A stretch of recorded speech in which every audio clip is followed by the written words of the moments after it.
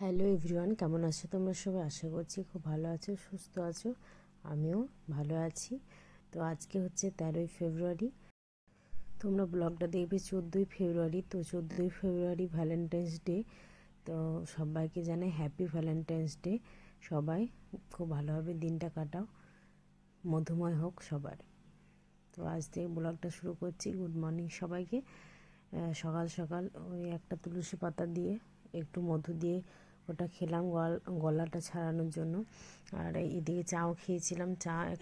একটা রুটি ছিল, আমি খেয়েছি। আর ওর জন্য বিস্কুট, চা আর মিষ্টি এনেছিল পাটিসাপটা। আর এদিকে ফুলকপি, আলু, বেগুন, পালং শাক সব মিক্স করে একটা সবজি, শিম ছিল, শিম সব দিয়ে একটা সবজি বানাচ্ছি।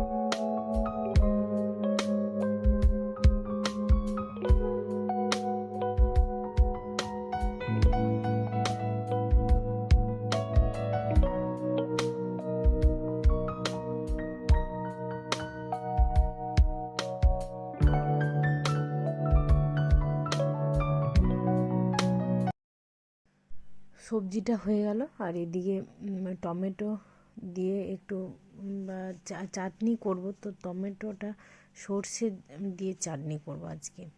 সর্ষে দিয়ে একটু গুড় দিয়ে চাটনি করব। আগে প্রথমে তেলে একটু নেড়ে নিলাম। তারপর তোমরা কালো জিরে দিয়ে নাড়তে পারো। তো আমি শুধুই দিয়ে দিয়েছি, ওটা আমি দিতে ভুলে গেছি। আর এদিকে নুন হলুদ দিয়ে একটু ঢাকা চাপা দিয়ে তারপর সর্ষে বাটা আর কাঁচা লঙ্কা বা শুকনো লঙ্কা যে কোনো তোমরা নিজেদের ইচ্ছা মতো দিতে পারো।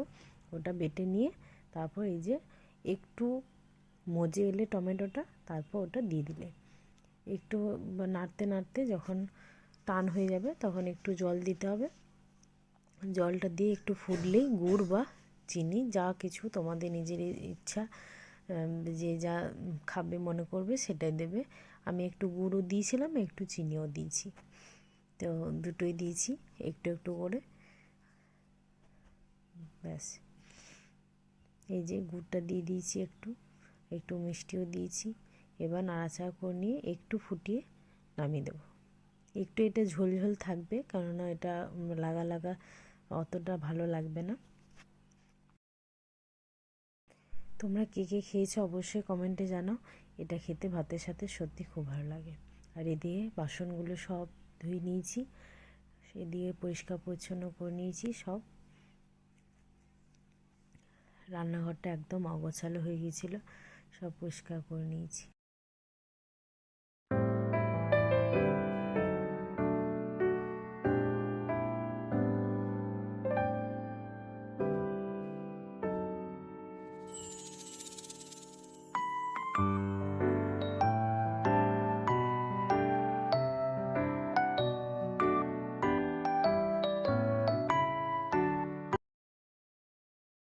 গুড ইভিনিং সবাইকে। সন্ধ্যাবেলা চা, মুড়ি, চানাচুর নিয়ে বসে পড়েছি। দুপুরবেলা আর আসিনি। চা তো খাওয়া দাওয়া হলো, মুড়ি মাখালাম, মুড়িটাও খেলাম। আর এই যে কতগুলো কতগুলো এনেছে কল্লোল। এইগুলো ধনে পাতা নয়, এগুলো হচ্ছে নিম পাতা। এই যে এতগুলো প্যাকেটে নিম পাতা নিয়ে এসেছি। এগুলোই এবার বসে বসে বাছবো, বেছে রেখে দেবো, তাহলে যখন করব তখন করতে সুবিধা হবে। এই যে খুব সুন্দর, দেখো কচি কচি।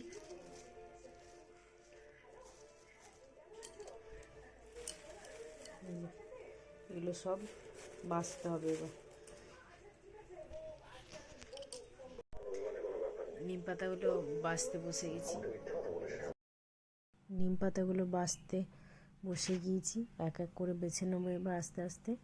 আর বাছার পর তারপর আলু পেঁয়াজ ভাজবো, কেটে নেব। তার জন্য আলু পেঁয়াজটা কেটে নিয়েছি আর মিষ্টিটা বার করে রাখলাম, ফ্রিজে ছিল। আর এদিকে নিম পাতাটাও বেছে নিয়েছি, সবটা রোদ্রে শুকাবো কালকে, 2-3 দিন রোদ্রে শুকাবো। তাহলে বন্ধুরা আজকের মতো এই পর্যন্ত। এবার আসছে অন্য কোনো ভিডিও নিয়ে। Good night, love you all, tata, ধন্যবাদ সবাইকে।